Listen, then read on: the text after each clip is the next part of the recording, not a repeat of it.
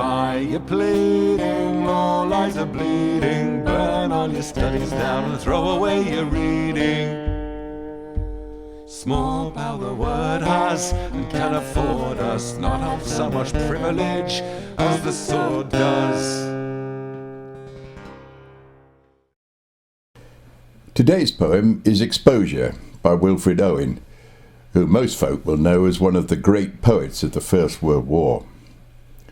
He was killed in 1918, just a week before the armistice was signed. The unimaginable horrors of this war produced some of the most powerful, emotionally charged poetry of the 20th century. Exposure describes the thoughts of an infantry soldier in the trenches, witnessing a cold winter's night and the cruelly chill dawn that followed. This poem was requested by another mate and singing colleague, Stuart Harris. I'd already decided to read a Richard Aldington poem about a soldier at home on leave from the same war, but I'll save it for later.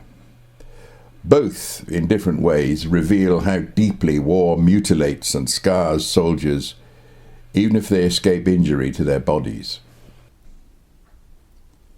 Exposure. Our brains ache in the merciless iced east winds that knife us. Wearied we keep awake because the night is silent. Low drooping flares confuse our memory of the salient. Worried by silence, sentries whisper, curious, nervous. But nothing happens. Watching, we hear the mad gusts tugging on the wire, like twitching agonies of men among its brambles. Northward, incessantly, the flickering gunnery rumbles, far off like a dull rumour of some other war. What are we doing here? The poignant misery of dawn begins to grow. We only know war lasts, rain soaks, and clouds sag stormy. Dawn, massing in the east her melancholy army, attacks once more in ranks on shivering ranks of grey. But nothing happens.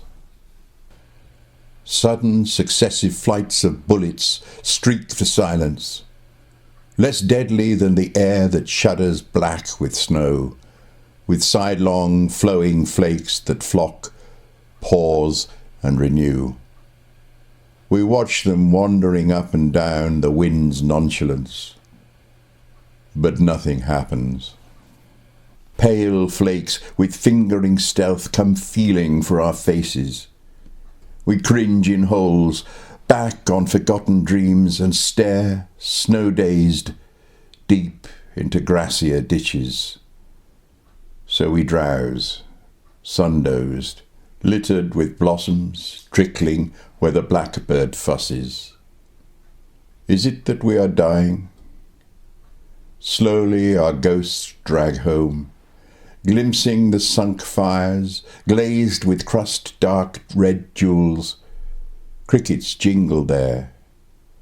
For hours the innocent mice rejoice.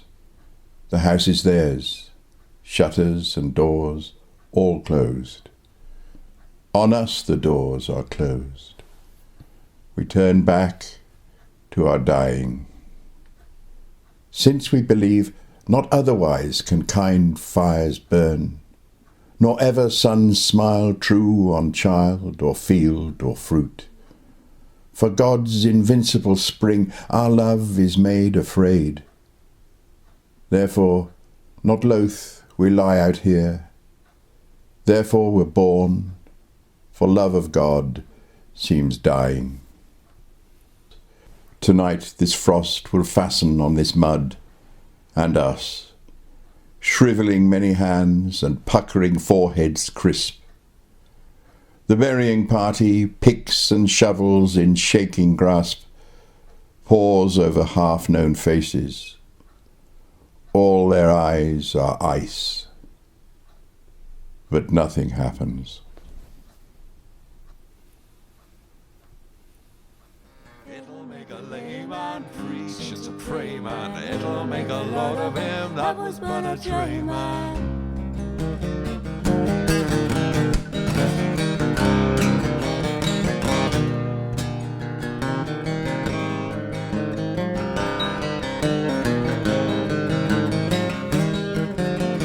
Conquers the crown, too grave and the gown to set you up a province it'll pull it down to. No gospel can guide it, no law can decide it, in church or in state till the sword sanctifies it. Take books, rent 'em, who can invent 'em, when not the sword says there'll be no argumentum. Blood that is spilled, sir, shares the guilt, sir. Thus have you seen me run my sword up to the hilt, sir.